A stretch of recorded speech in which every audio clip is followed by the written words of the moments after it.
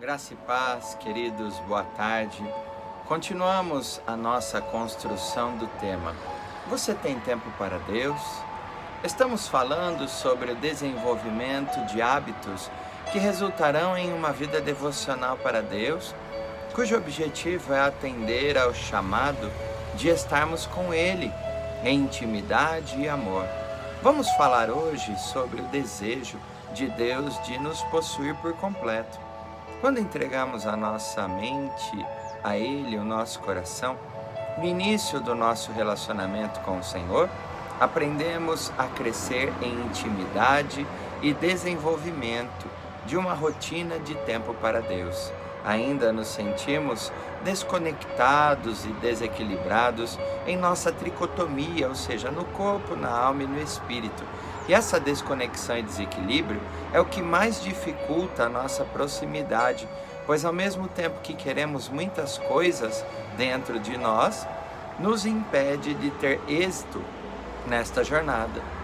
Nos achegamos até Ele, entramos neste ambiente onde Ele está, porém encontramos dificuldades em permanecer na presença dEle e também em ouvi-lo e entendê-lo, pois a nossa alma está agitada e insubmissa. Nosso coração está cheio de coisas que não o agradam.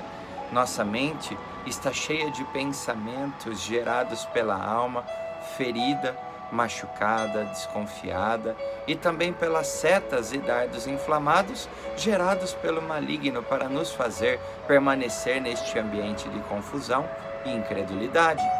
O resultado de tudo isso é: não conseguimos estar com Ele, não conseguimos ouvi-lo falar conosco, não conseguimos entender o que Ele está dizendo e vamos nos afastando, nos esfriando, nos cansando e desacreditando que é possível permanecer na presença de Deus. Esse é o período crucial desse processo, pois ou iremos perseverar, continuar, romper e entrar neste ambiente, que são poucos os que agem assim, ou desistiremos e continuaremos vivendo nossa rotina evangeliquez e fracassada, debaixo de uma religiosidade que vai nos consumindo e não nos permitindo crescer no Senhor. Nesta devocional, quero em Deus, através do seu Espírito, ajudá-los, trazendo alguns passos que possam vir a trazer clareza e servir para que consigamos vencer e desfrutar deste ambiente da presença do Pai. Então a pergunta é: o que precisamos fazer? Vamos a alguns passos? Primeiro, conexão da mente e do coração. Precisamos conectarmos com o Senhor. Mateus 5,37 diz que o sim de vocês seja sim e o não, não, pois qualquer coisa a mais que disserem vem do maligno. O que Jesus estava ensinando é que deve haver uma conexão entre o que a minha boca diz e o que o meu coração está sentindo, está falando. Hoje o que mais vemos são pessoas que falam sim com a boca e rejeitam com o coração e vice-versa. Isso chama-se hipocrisia e gera desequilíbrio. O segundo ponto é da mente e do coração, pela fé, entregarmos a Ele. A carta de Paulo aos Romanos, capítulo 10, versículos 9 a 10 diz: se disser com a sua boca, Jesus é Senhor, e no seu coração crer que Deus ressuscitou Jesus, você será salvo, porque nós cremos com o coração e somos aceitos por Deus. Falamos com a boca e assim somos salvos. Em conexão ao primeiro ponto, novamente Jesus nos ensina que temos que confessar com a boca e crer com o coração. Essa condição abre os nossos ouvidos para conseguir ouvir a voz de Deus.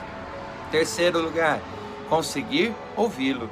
A quem você tem dado ouvidos? Que voz te alimenta?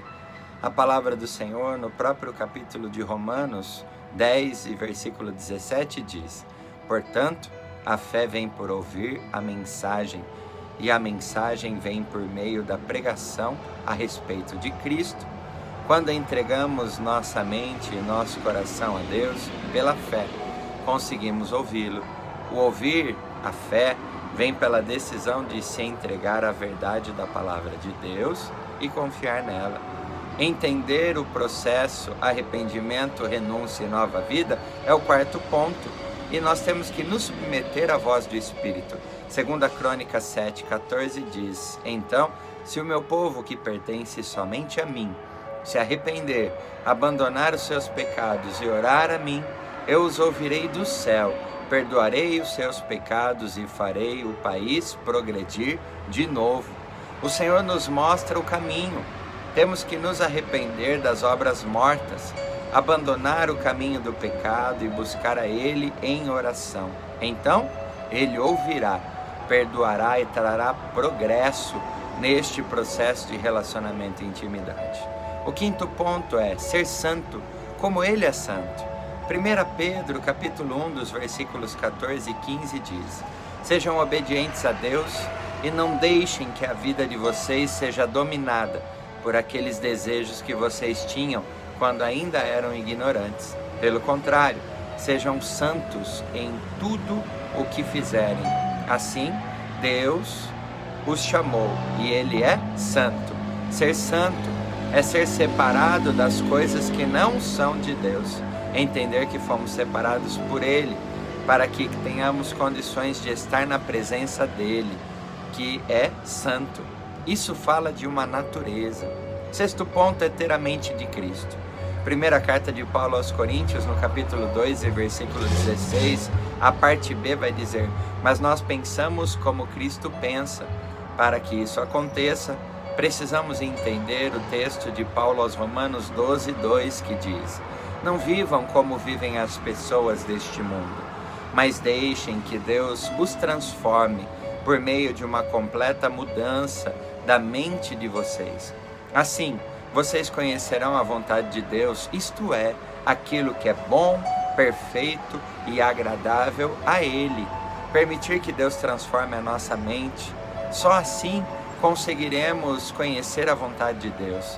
Na carta de Paulo aos Filipenses, capítulo 4, versículo 8, diz: Por último, meus irmãos, encham a mente de vocês com tudo o que é bom e merece elogios, isto é, tudo que é verdadeiro, digno, correto, puro, agradável e decente.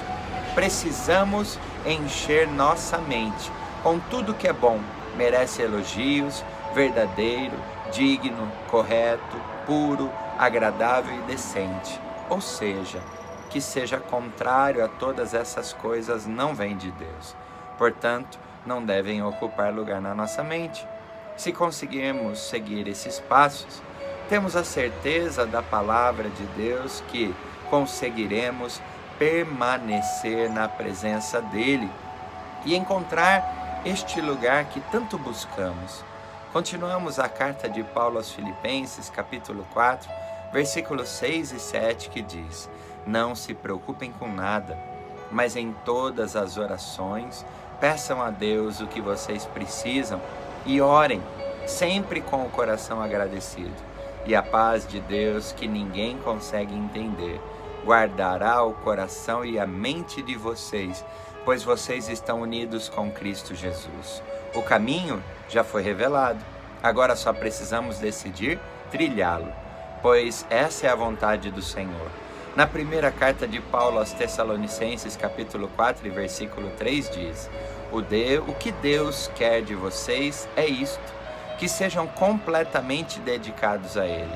Sejamos dedicados ao Senhor, vivamos para Ele, sintamos a presença e o toque do Pai, e com intrepidez e coragem, consigamos romper com o natural e acessar essa dimensão espiritual, neste ambiente seguro, para que possamos desfrutar da vida que Deus tem para nós. Quero lhe dizer algo muito profundo: um dia você vai morrer.